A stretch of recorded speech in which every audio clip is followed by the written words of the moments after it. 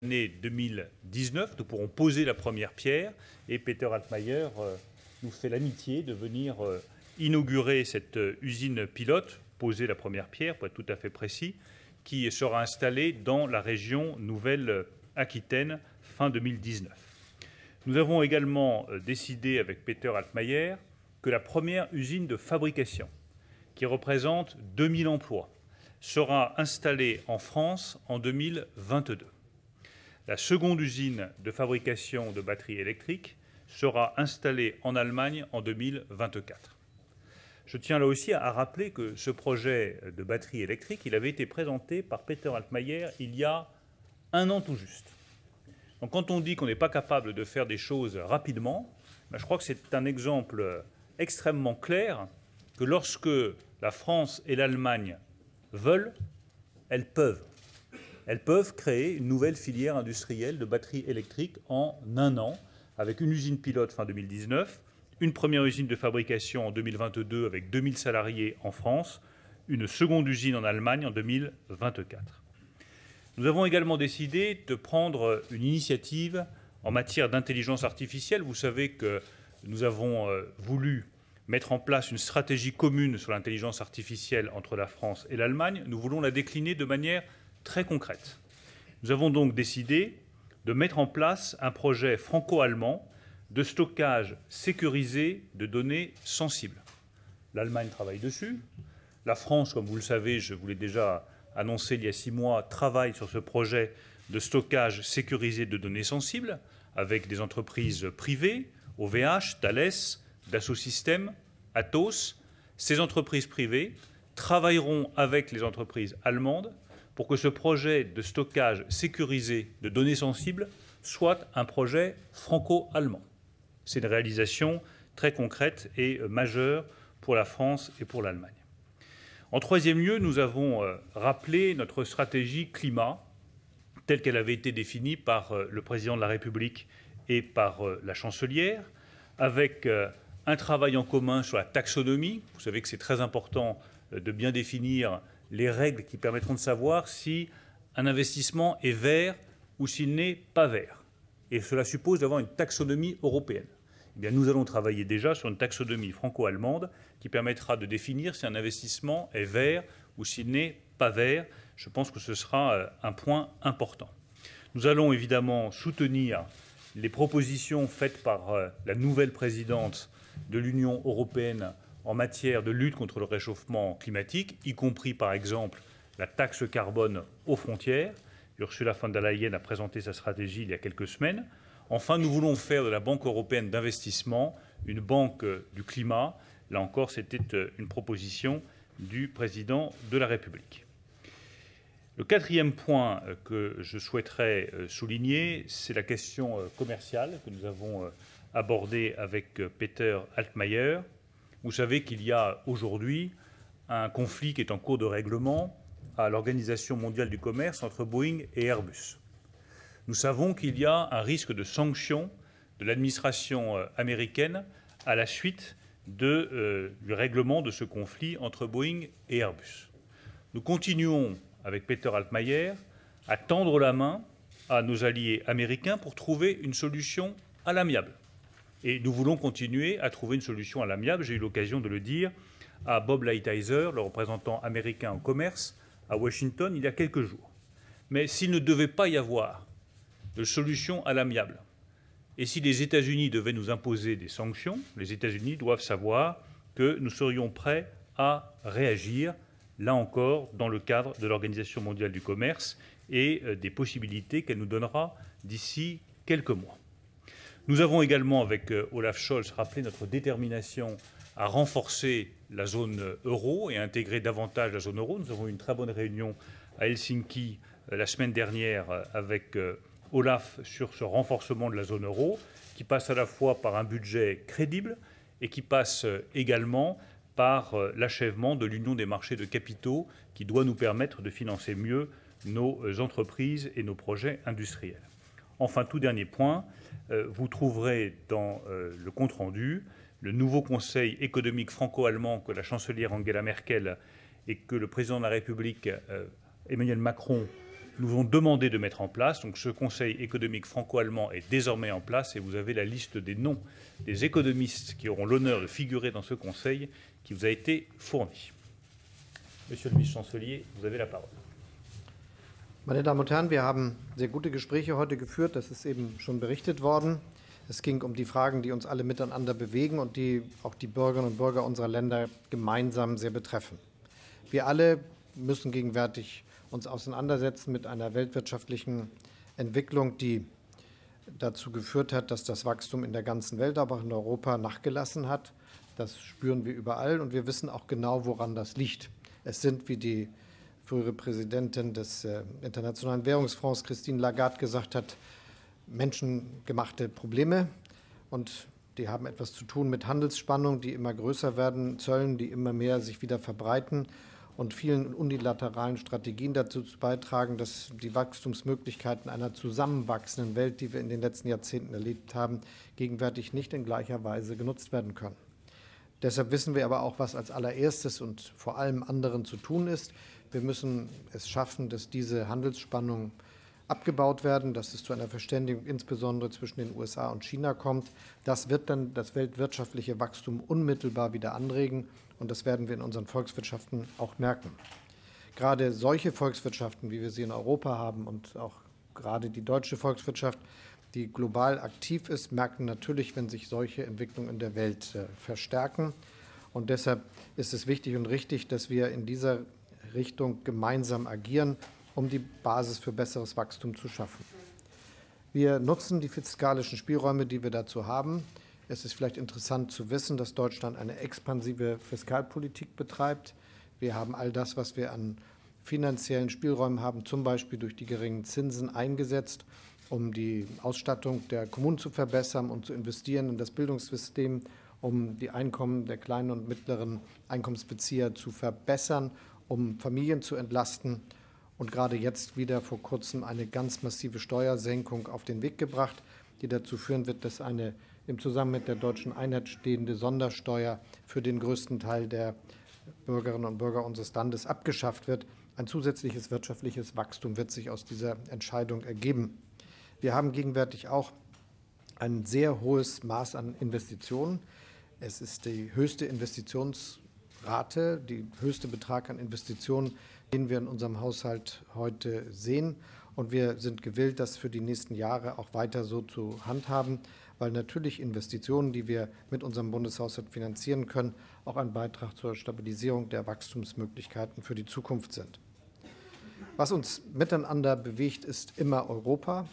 Da sind wir eng dabei zusammen, viele Projekte voranzutreiben, insbesondere wie wir die Finanzausstattung Europas in den nächsten Jahren bewerkstelligen können, aber auch die Frage, wie wir es hinbekommen, dass wir Instrumente haben, die zusätzlich für die Eurozone zur Verfügung stehen.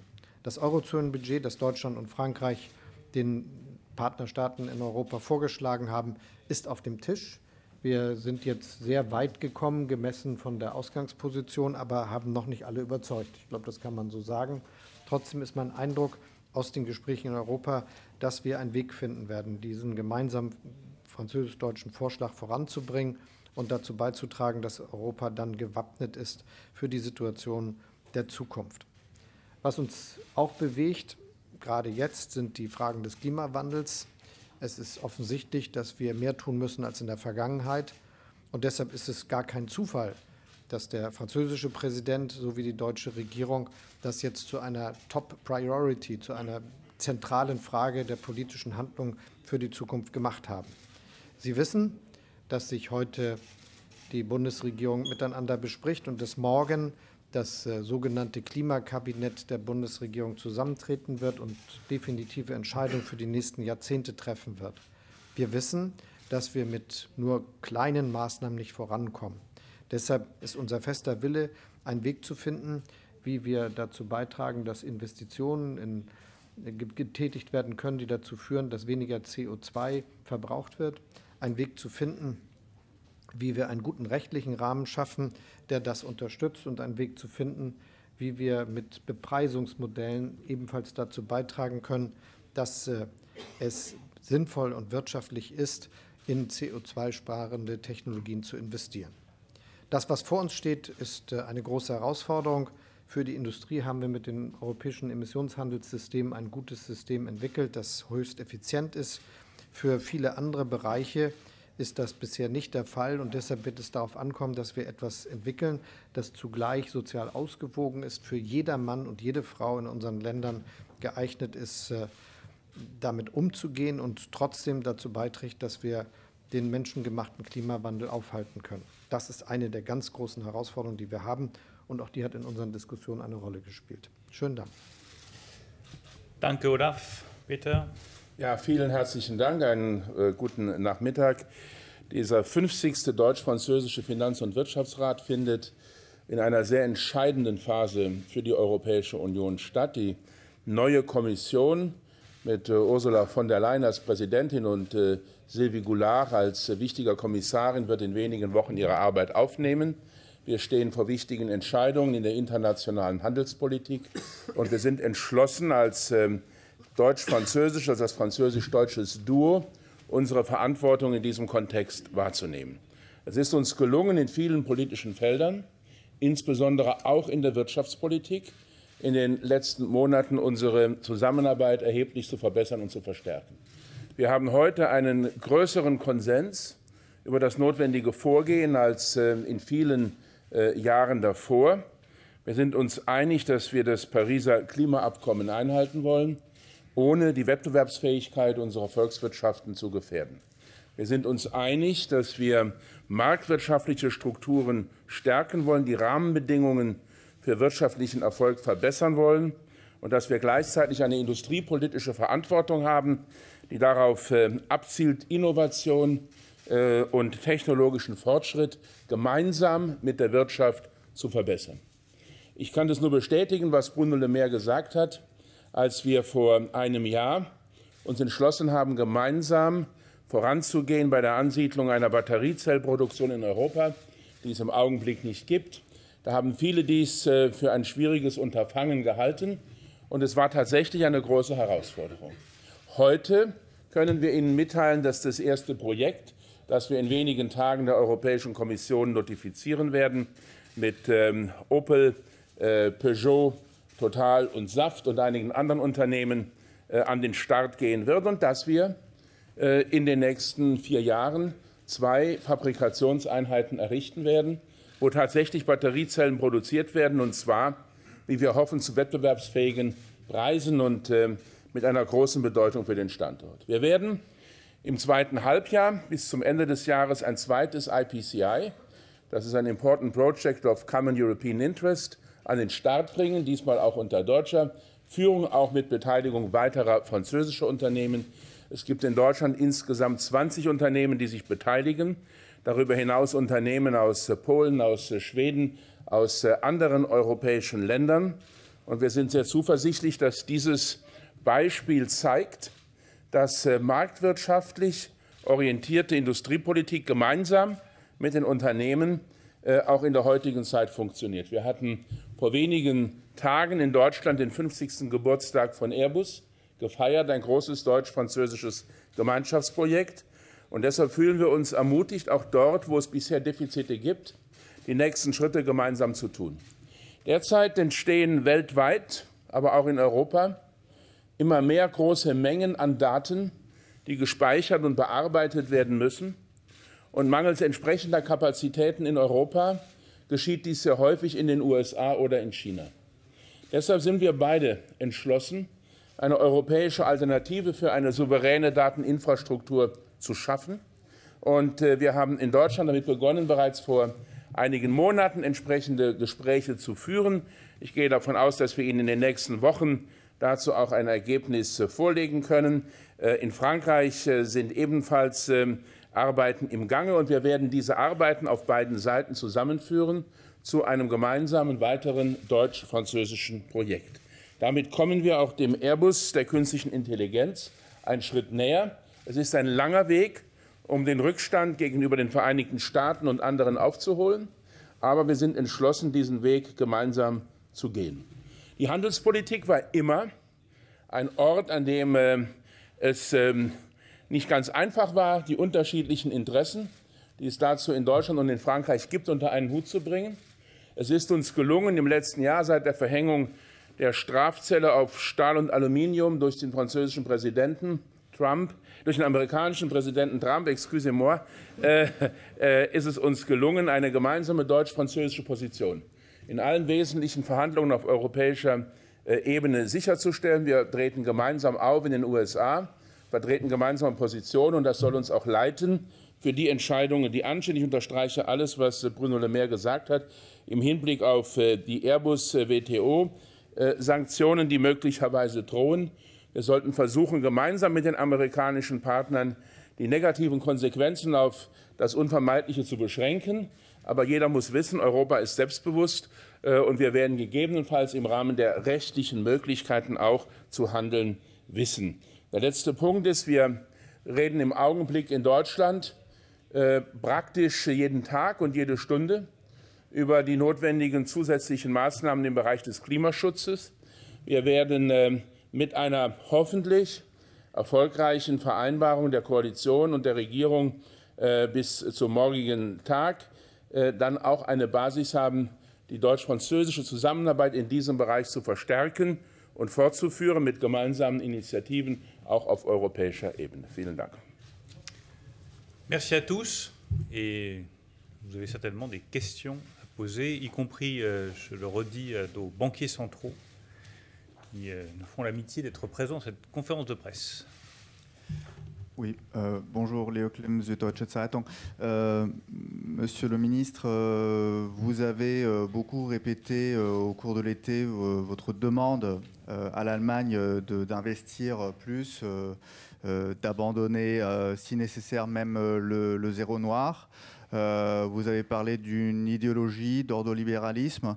Donc, Monsieur Scholz vient de nous expliquer que l'Allemagne investissait autant que jamais. Est-ce que vous estimez que c'est suffisant, ou bien est-ce que, comme nombre d'économistes, vous pensez que l'Allemagne a encore une marge et devrait l'utiliser? Je pense que nous avons avancé aujourd'hui dans la compréhension de nos approches et de la situation économique actuelle. Nous sommes d'accord sur la stratégie, puisqu'il y a dans le communiqué conjoint l'idée d'une stratégie de croissance. Nous avons encore des débats sur le calendrier. Et nous sommes d'accord sur la stratégie. La stratégie, elle consiste à dire qu'il faut que la politique budgétaire prenne le relais sur une politique monétaire dont les banquiers centraux vous diront qu'aujourd'hui, elle touche ses limites. La stratégie, elle repose sur l'idée du rétablissement des finances publiques, des réformes structurelles et effectivement de ces dépenses budgétaires.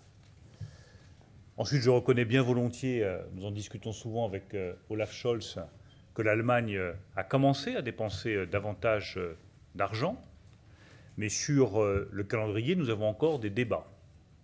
L'Allemagne se tient prête. Nous continuons à estimer que dès maintenant, il pourrait être nécessaire d'activer cette stratégie. Mais vous voyez qu'il ne faut pas, comme on le fait trop souvent, exagérer les différences. La réalité, c'est que nous avons exactement la même approche sur la stratégie. Nous avons exactement la même appréciation sur la politique monétaire et la politique budgétaire. Ensuite, à partir de quel moment il est nécessaire de déclencher cette stratégie, ça c'est le débat qui reste entre la France et l'Allemagne et que nous continuerons d'avoir. Mais il est tout à fait naturel qu'il puisse y avoir ce genre de débat entre la France et l'Allemagne.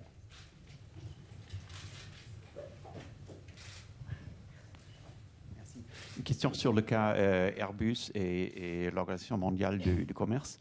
C'est un peu détaillé, mais est-ce que vous êtes favorable à ce que, dans le cas où Washington déclenche donc ces droits de douane supplémentaires, est-ce que vous êtes favorable à ce que l'Europe puise dans les ressources qu'elle a déjà avec des décisions antérieures de l'OMC et donc répondre tout de suite, ou est-ce que vous voulez attendre la décision à venir dans 6 ou 8 mois pour retorquer donc? Und eine Frage noch an den Vizekanzler und an den Wirtschaftsminister, wie man aus sehr guter Quelle hört, in Paris gibt es mittlerweile eine gemeinsame Position über die Behandlung von Rüstungsexporten von Deutschland und Frankreich. Die Frage ist nun noch, ob es auch eine gemeinsame Position in der Großen Koalition geben wird. Deswegen die Frage an den Vizekanzler, wird die SPD dem zustimmen? Also unter anderem eine Schwelle von 20%, bis zu der hin exportiert werden darf. Und Herr Altmaier, auch Sie, werden Sie sich für diese Lösung in der Koalition einsetzen? Sur la première question, je vais être très bref parce que je partage tout ce qui a été dit par Peter. Nous ne voulons pas de conflit commercial avec les États-Unis. Et j'ai proposé à 3 reprises aux représentants américains au commerce, Bob Lighthizer, y compris encore récemment à Washington, que nous trouvions un règlement à l'amiable. Parce que cela ne nous paraît pas de bonne politique d'avoir les États-Unis qui imposent des sanctions à l'Europe sur la base de la décision de l'Organisation mondiale du commerce, et puis l'Europe qui réagit quelques mois plus tard. Les guerres commerciales ne sont bonnes pour personne. Et on voit déjà l'impact de cette guerre commerciale entre la Chine et les États-Unis sur le commerce mondial. Nous, notre évaluation, c'est 0,5 points de croissance mondiale en moins en 2020. Et autant d'emplois détruits derrière. Et autant de valeurs détruites derrière. Donc les conflits commerciaux ne sont bons pour personne. Alors pourquoi rajouter un nouveau conflit commercial que nous pouvons éviter? Il suffit de bonne volonté. Nous avons tendu la main à nos amis américains pour trouver un règlement à l'amiable. Si nos amis américains persistent à ne pas vouloir de règlement à l'amiable et imposent des sanctions à l'Europe, eh bien l'Europe n'aura pas d'autre choix que de réagir, mais elle le fera sur la base des décisions qui seront prises par l'OMC au printemps 2020. Elle le fera, comme l'a dit Peter tout à l'heure, dans le cadre du droit international. Mais si le droit international, ce qui est probable, nous en donne le droit au printemps 2020, eh bien nous réagirons et nous riposterons. Vielleicht ist es ganz sinnvoll, auf Ihre Frage zu sagen, es macht keinen Sinn, in so wichtigen Angelegenheiten auf das Hörensagen zu reagieren. Und Sie werden von einem Vertreter der deutschen Regierung nicht erwarten, dass er daran sich beteiligt. Was Sie aber wissen können, ist, dass wir in dieser Sache völlig einheitlich handeln, dass wir gemeinsam die Dinge vorangebracht haben. Der Außenminister verhandelt in dieser Sache ganz aktiv.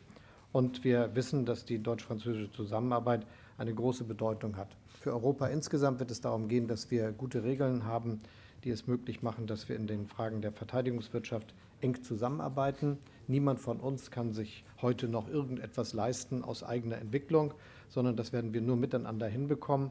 Wir arbeiten hier an Rahmenbedingungen für das, was für die Zukunft wichtig ist. Und ich glaube, dass das aus einem sehr konstruktiven Verständnis in den letzten Monaten schon geschehen ist. Das wird auch zu einem guten Ergebnis führen. Aber verkündet wird es, wenn es vorliegt und von allen Ja, ich schließe mich dem Bundesfinanzminister an und freue mich über diesen sehr konstruktiven und nach vorne gewandten Ansatz. Sie werden die Neuigkeiten hören, wenn sie verkündet werden können. Aber in der Tat, Deutschland ist weder alleine in der Welt noch alleine in Europa. Und wir haben ein hohes Interesse daran, auch in diesen wichtigen Fragen, die ja für den Aufbau auch von europäischen Kapazitäten in diesem Bereich notwendig sind, gemeinsam zu handeln. Und dafür werden wir arbeiten. Navina Lala, ARD, Premierstern am Monde. Die Frage richtet sich vor allem an die Minister Scholz und Altmaier. Insbesondere Sie, Herr Minister Scholz, hatten ja die globalen Herausforderungen angesprochen. Inwieweit haben Sie heute denn konkret auch über die Auswirkungen der Geschehnisse in Saudi-Arabien, die Spannung zwischen den USA und dem Iran gesprochen und die entsprechenden Auswirkungen auf die Märkte?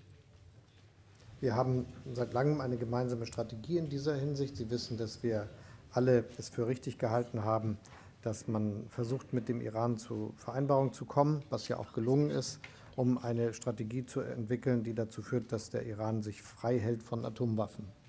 Das ist zunächst mit den Vereinigten Staaten von Amerika zusammen geschehen und jetzt nicht mehr der Fall.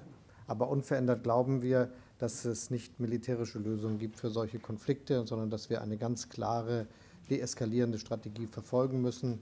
Und das eint die deutsche Regierung. Das eint die europäischen Partner, die in diesem Zusammenhang miteinander aktiv sind. Und das wird auch für die Zukunft so bleiben.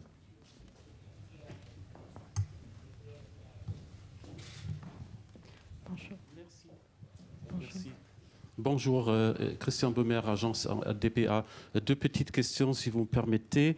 Donc, la première concerne les batteries. Monsieur le maire, vous avez annoncé une production pilote en France, en Nouvelle-Aquitaine, encore cette année. Et donc, j'aimerais bien savoir si cette usine pilote est gérée par le premier consortium, c'est-à-dire PSA, Opel et Saft. Et la deuxième question, est-ce qu'il y a déjà une contribution prévisible de votre conseil, de votre cercle, pour le conseil des ministres franco-allemands avec Madame Merkel et Monsieur Macron qui est prévu pour mi-octobre? Merci beaucoup. Alors sur le premier point, oui, je vous confirme que c'est dans le cadre du premier consortium que sera avec Saft que se réalisera cette usine pilote et que Peter Altmaier, une fois encore, nous fera l'honneur de venir inaugurer d'ici la fin de l'année 2019. Ensuite, nous avons aujourd'hui, au cours de ce Conseil des ministres de l'économie et des finances, fait des avancées très importantes, je le redis, que ce soit sur les batteries électriques, sur l'intelligence artificielle, sur la stratégie climat, sur la stratégie économique.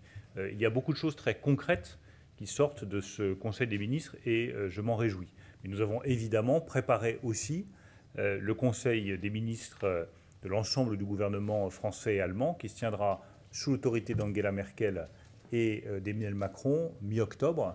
Mais vous nous permettrez de garder pour nous les propositions que nous ferons aux deux chefs d'État.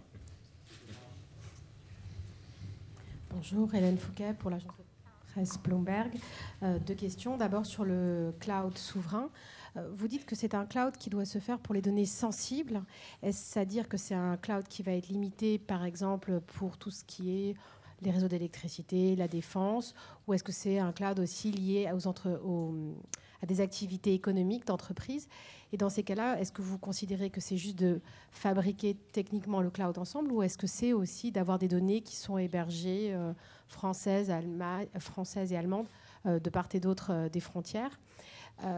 Et ça, c'est la première question. Et sur l'autre question sur le cloud, c'est la différence avec les États-Unis, elle se fait surtout au niveau des entreprises, des besoins des entreprises, qui n'ont pas forcément besoin de cloud sécurisé, mais de cloud tout court et de services dans les clouds. Est-ce que la France et l'Allemagne, peut-être avec l'Union européenne, vont aussi regarder ce sujet-là, ou ça ne fait pas partie du domaine dans lequel vous allez travailler? Et une question sur l'Arabie saoudite. Vous avez dit, M. Scholz, qu'il ne pouvait pas y avoir de décision unilatérale dans les décisions d'export. Alors, en fait, ma question s'adresse à Monsieur le maire. Le fait qu'il ne peut pas y avoir, selon l'Allemagne, de choix unilatéral sur les exportations vers l'Arabie saoudite, y a-t-il des contrats, des discussions qui ont lieu en ce moment avec l'Arabie saoudite qui pourraient être impactées par la position allemande? Merci beaucoup. Alors, sur le point des exportations d'armement, vous savez que nous avons un dialogue étroit avec nos amis allemands, que nous avons trouvé un accord sur ce sujet-là, donc je m'en tiens au terme de cet accord. Sur la question du stockage des données, l'idée c'est que toutes les entreprises ont des données sensibles. Et donc ce stockage de données sensibles, nous y travaillons en France. Ça fait des mois que j'ai annoncé que nous allions travailler sur un système de stockage des données sensibles de nos entreprises. Et nous avons des entreprises privées qui travaillent là-dessus. Vous avez Dassault Systèmes, vous avez OVH, vous avez Atos. Ils doivent rendre leurs conclusions pour la fin de l'année. Ce que nous avons décidé avec Peter Altmaier, c'est que nos entreprises françaises vont travailler avec les entreprises allemandes qui travaillent exactement dans la même direction. Mais pour être tout à fait précis, c'est bien les données sensibles de toutes les entreprises. Ce n'est pas les données des entreprises sensibles. C'est une vraie différence. Toute entreprise a des données sensibles et il faut qu'elle puisse les stocker. Mais ce n'est pas que les entreprises sensibles dont nous stockerions les données. Est-ce que je suis suffisamment clair sur ce sujet qui est un peu technique, mais la différence est importante. Il ne s'agit pas uniquement de stocker les données d'Assaut, par exemple, pour prendre une entreprise sensible. Il s'agit de stocker toutes les données sensibles de n'importe quelle entreprise qui souhaiterait pouvoir stocker ces données de manière plus souveraine, pour reprendre le terme employé par Peter Altmaier. Ensuite, il y a un deuxième sujet que vous avez parfaitement noté, qui est la question de la valorisation des données des entreprises. C'est-à-dire que les entreprises, elles ont des dizaines de millions de données, et les entreprises américaines du numérique, aujourd'hui, arrivent à valoriser ces données, c'est-à-dire à en faire des produits commerciaux. Et là-dessus, soyons honnêtes, aujourd'hui, nous ne sommes pas prêts. Est-ce qu'on peut réfléchir là-dessus? Moi, je suis tout à fait ouvert à ce que nous réfléchissions là-dessus. Mais stockage de données sensibles de toutes les entreprises, nous sommes prêts. On devait le faire séparément, français et allemand. Nous avons décidé aujourd'hui de le faire ensemble pour avoir un cloud franco-allemand de stockage des données sensibles des entreprises. Sur la valorisation des données des entreprises, honnêtement, aujourd'hui, nous avons pris du retard par rapport aux grandes entreprises digitales américaines. Moi, je suis tout à fait ouvert à ce qu'on approfondisse la réflexion avec nos amis allemands là-dessus. Vielleicht kann ich noch hinzufügen, dass es sich auch deshalb um ein wichtiges Projekt handelt, weil sowohl amerikanische Unternehmen als auch chinesische Unternehmen in den letzten Jahren enorme Fortschritte gemacht haben und ihre Dienstleistungen auf dem gesamten Weltmarkt anbieten. Wenn wir in diesem Bereich etwas Neues schaffen wollen, dann müssen wir mit Augenmaß vorgehen. Das heißt, Etappe par Etappe.